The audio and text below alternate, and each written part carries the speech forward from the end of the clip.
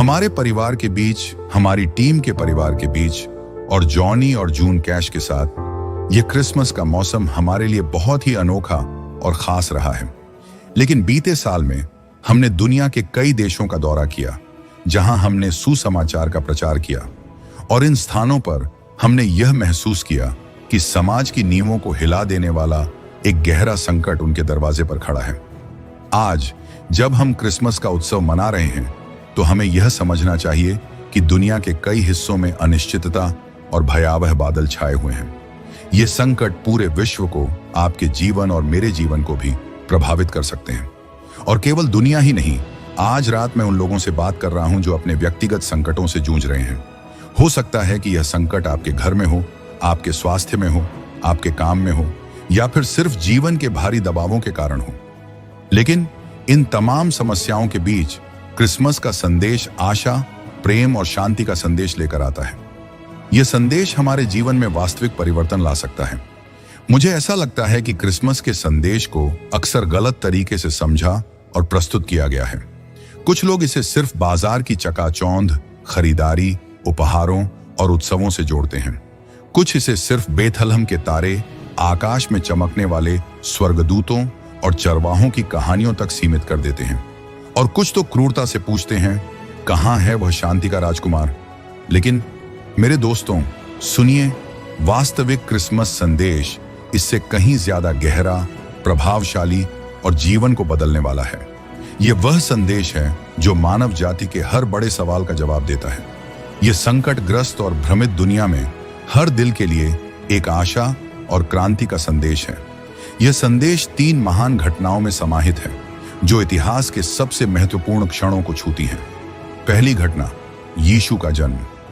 पहले क्रिसमस की रात को बाइबल बताती है कि स्वर्गदूतों ने डर से कांप रहे चरवाहों से कहा, मत डरो, देखो मैं तुम्हें बड़े आनंद का शुभ समाचार सुनाता हूं जो सब लोगों के लिए होगा। लेकिन इस शुभ समाचार का असली अर्थ क्या है? द्वितीय विश्व युद्ध के दौरान एक मां थी। उसका पति युद्ध में गया था। हर दिन वह अपने छोटे बेटे को अपने पिता की तस्वीर दिखाती थी। एक दिन वह बच्चा तस्वीर को देखता रहा और उसने गहरी सांस लेते हुए कहा, मां, कितना अच्छा होता अगर पापा इस तस्वीर से बाहर आकर हमारे साथ होते। मेरे दोस्तों, सदियों तक मानवता ने आसमान की ओर देखा और चाहा कि परमेश्वर हमारे पास आए। और बेथलहम में 2000 साल पहले यही हुआ। परमेश्वर स्वयं फ्रेम से बाहर आ गए। वह एक नन्हे शिशु के रूप में प्रकट हुए। वह बच्चा जो कुंवारी से जन्मा था, कोई साधारण बच्चा नहीं था। वह स्वयं परमेश्वर था जो मानव रूप में आया। उसने अपनी महिमा और शक्ति को त्याग दिया। उसने एक सेवक का रूप लिया। उसने हमारी तरह एक जीवन जिया। उसने हमारे दुखों, हमारी परेशानियों और मानव जाति की हर समस्या को अपना समझा। और यही कारण है कि प्रेरित यूहन्ना ने लिखा, और वचन देहधारी हुआ और हमारे बीच में आकर निवास किया, और हमने उसकी महिमा को देखा जो पिता के इकलौते पुत्र की महिमा है।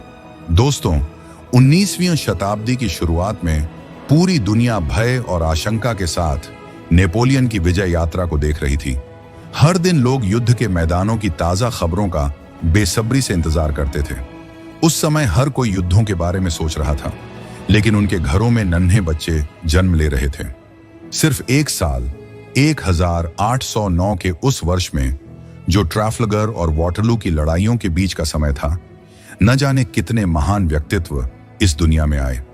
उसी वर्ष विलियम ग्लैडस्टोन लिवरपूल में पैदा हुए, अल्फ्रेड टेनिसन लिंकनशायर में, ओलिवर वेंडल होम्स मैसाचुसेट्स में, फ्रेडरिक चॉपिन वार्सो में, फेलिक्स मेंडल्सन हैम्बर्ग में और अब्राहम लिंकन केंटकी में जन्मे। लेकिन उस समय किसी ने इन बच्चों के बारे में नहीं सोचा। सबका ध्यान केवल युद्धों पर था। आज 168 साल बाद समय के सही दृष्टिकोण से हम पूछ सकते हैं, क्या 1809 की लड़ाइयों का महत्व उन बच्चों के जन्म से अधिक था? नहीं। सोचिए, 2000 साल पहले बेथलहम की एक चरनी में जन्मे उस बच्चे ने हमारे संसार में कितना बड़ा बदलाव किया। उसने हमारी शिक्षा प्रणाली को प्रेरित किया, सामाजिक सुधारों की नींव डाली और परिवारों, जीवनों और राष्ट्रों को परिवर्तित कर दिया। दूसरी घटना, मृत्यु। क्रिसमस का वास्तविक अर्थ कभी भी क्रूस से अलग नहीं हो सकता। जब स्वर्गदूतों ने यीशु के जन्म की घोषणा की, उन्होंने कहा वह अपने लोगों को उनके पापों से बचाएगा। यीशु ने स्वयं अपने बारे में कहा, मैं इसी उद्देश्य के लिए जन्मा हूं। प्रेरित पौलुस ने बाद में युवा तीमुथियुस से कहा, मसीह यीशु इस संसार में पापियों को बचाने के लिए आए।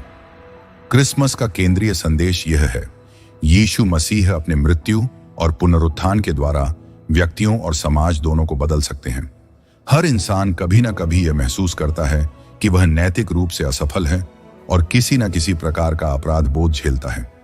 जब हम समाचार पत्र या पत्रिकाएं पढ़ते हैं या टीवी पर समाचार देखते हैं तो हमें नफरत, लालच, अन्याय और भ्रष्टाचार के अनेकों उदाहरण दिखाई देते हैं। हमारे पास पुलिस, जेल और सेना का होना यह दिखाता है कि मानव स्वभाव में कुछ गहराई से गलत है।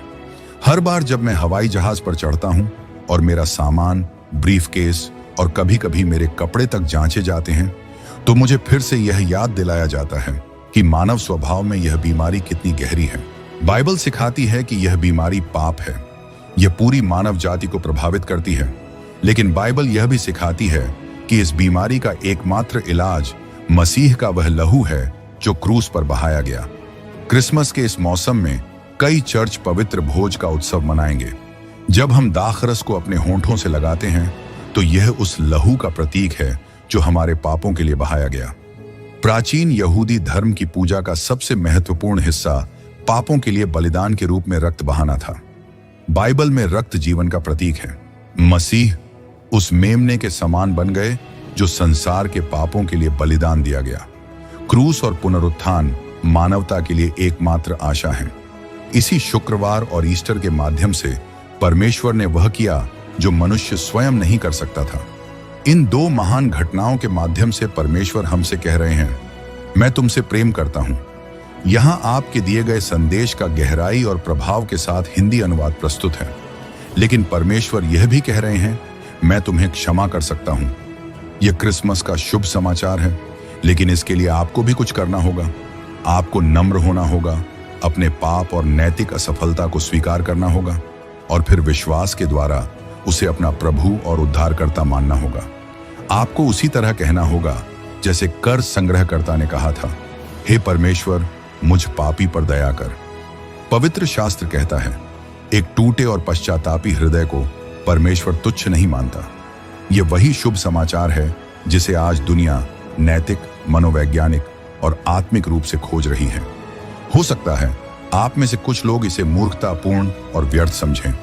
प्रेरित पौलुस ने स्वयं कहा था, क्रूस का प्रचार उन लोगों के लिए मूर्खता है जो इस मरने वाले संसार से जुड़े हुए हैं, लेकिन हमारे लिए जो इस मृत्यु से बचाए जा रहे हैं, यह परमेश्वर की सामर्थ्य है। हम सब मानते हैं कि हमें बड़े सामाजिक सुधारों की आवश्यकता है। हमें सच्चे हृदय से पश्चाताप करना होगा, लेकिन हमारी सबसे बड़ी आवश्यकता है हृदय का परिवर्तन। यही कारण है कि यीशु ने कहा, तुम्हें नए सिरे से जन्म लेना होगा। यही कारण है कि उन्होंने कहा, यदि तुम पश्चाताप नहीं करते तो तुम नष्ट हो जाओगे। प्रेरित पौलुस ने अपने प्रसिद्ध एथेंस के उपदेश में कहा था, अब परमेश्वर ने सब लोगों को हर जगह पश्चाताप करने की आज्ञा दी है, क्योंकि उसने एक दिन ठहराया है जब वह दुनिया का न्याय करेगा। कौन पश्चाताप करे? हर कोई। यही क्रूस की पुकार है। यह सरल है, पश्चाताप करो या नाश हो जाओ। यह क्रिसमस का संदेश है। तीसरी घटना, महिमा की आशा।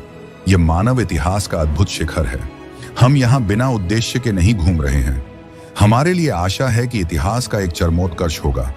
क्रिसमस केवल यीशु के जन्म और मृत्यु तक सीमित नहीं है। इसमें परमेश्वर के राज्य की अंतिम विजय की भी बात है।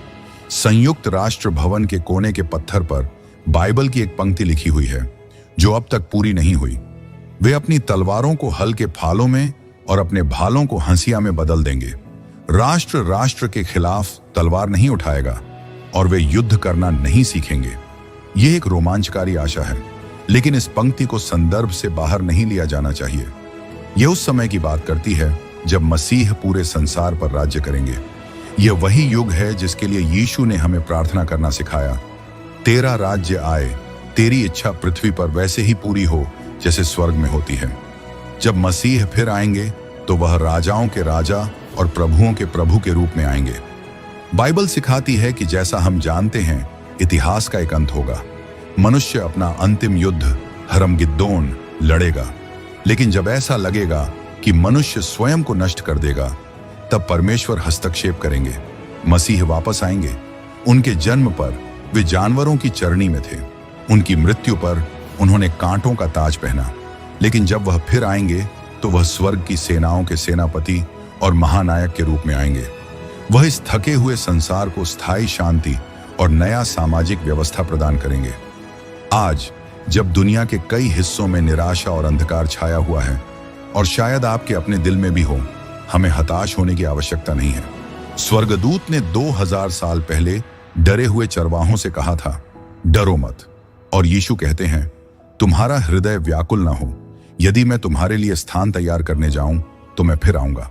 एक नया सुसमाचार गीत है, राजा आ रहा है, और जब वह आएंगे तो पाप मिटा दिया जाएगा, हर आंसू पोंछा जाएगा, बीमारी का नामो निशान नहीं रहेगा, और मृत्यु जो मनुष्य का सबसे बड़ा शत्रु है, हमेशा के लिए समाप्त हो जाएगी। राष्ट्र राष्ट्र के खिलाफ तलवार नहीं उठाएगा। क्या यह अद्भुत आशा नहीं है? मृत्यु अब और नहीं होगी। यही क्रिसमस का वादा है, यही हमारी आशा है। यही वह क्रिसमस का तारा है जो हमारे जीवन के अंधकार को चीरकर रोशनी देता है। यही वह विश्वास है कि एक नया दिन आने वाला है मसीहा के द्वारा, जिसे भविष्यद्वक्ता यशायाह ने अद्भुत युक्ति करने वाला, पराक्रमी परमेश्वर, अनंत काल का पिता और शांति का राजकुमार कहा। यही क्रिसमस का परमेश्वर का सबसे अनमोल उपहार है। यही वह संदेश है जिसे मुझे पूरे विश्व में प्रचार करने का सौभाग्य मिला है। हर महाद्वीप पर, हर संस्कृति में हमने इस शुभ समाचार को गीत और वचन के माध्यम से पहुंचाया है, और चाहे हम जहां भी गए, इस संदेश ने हर बार मानव हृदय की सबसे गहरी आवश्यकता को पूरा किया है। शायद अब तक आपने हर क्रिसमस को गलत कारणों से मनाया होगा। कितने क्रिसमस बीत गए, लेकिन आपने कभी यीशु मसीह को और उस नए जीवन के अद्भुत उपहार को नहीं जाना जो वह लेकर आए। आज इस क्रिसमस पर मैं आपसे एक खास अनुरोध कर रहा हूं, वही जो हमने संसार भर में लाखों लोगों को करते हुए देखा है। चाहे आप अकेले हों, अपने कमरे में हों, या अपने परिवार और प्रियजनों के साथ बैठे हों, मैं आपसे प्रार्थना करता हूं कि अभी इसी समय अपना सिर झुकाएं और पूरे दिल से मेरे साथ यह प्रार्थना करें। हे परमेश्वर, मैंने तेरे विरुद्ध पाप किया है। मुझे अपने पापों पर गहरा खेद है। मैं अपने पापों से दूर होने के लिए तैयार हूं, और आज मैं विश्वास के द्वारा यीशु मसीह को अपना प्रभु और उद्धारकर्ता स्वीकार करता हूं। यीशु के नाम में आमीन। और अब हमारी पूरी टीम की ओर से यह क्रिसमस आपके और आपके परिवार के लिए एक नए जीवन की शुरुआत बने, जैसे आप यीशु मसीह को अपने जीवन का प्रभु और उद्धारकर्ता बनाते हैं। शुभ रात्रि। Happy Christmas.